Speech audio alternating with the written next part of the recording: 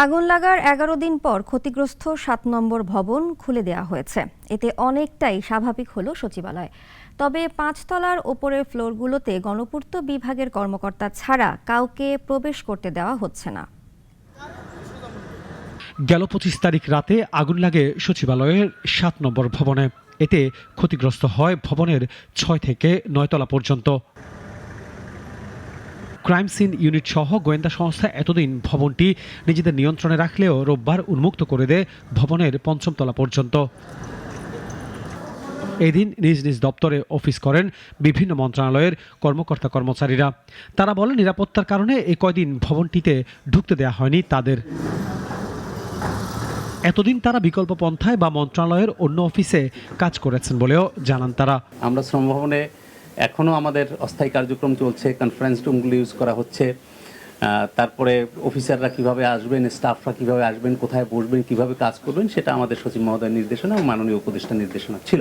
শ্রম ও কর্মসংস্থান মন্ত্রণালয়ের সচিব জানান, শ্রমের ৫ম তলা ঠিক থাকলেও ৬ষ্ঠ তলা পুরোপুরি ক্ষতিগ্রস্ত হয়েছে। আমাদের যেটি ক্ষতিগ্রস্ত হয়েছে, শ্রম মন্ত্রণালয়ের মূলত দুটি ফ্লোরে আমরা কাজ করতাম।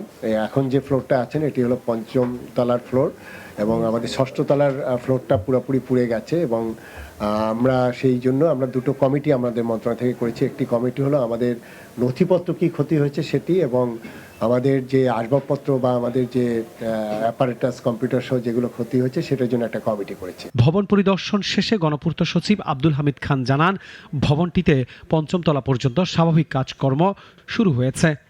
আজকে আমরা এটা কমপ্লিট করে দিচ্ছি, তাকে অফিস করতে পারবে। আর উপরেরটা আমরা শুরু করবো কাজ, ১০-১২ দিন লাগবে সর্বোচ্চ, এর বেশি হয়তো আমরা করে দিতে পারবো ইনশাল্লাহ।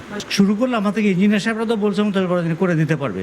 ১-২ দিনের দিক থেকে হইতেও পারে, বাট আমরা চেষ্টা করবো যত তাড়াতাড়ি সম্ভব করে শেষ করে দিতে। ভবনটিতে রোববারও বন্ধ ছিল লিফট, পানি ও আংশিক ইন্টারনেট সংযোগ।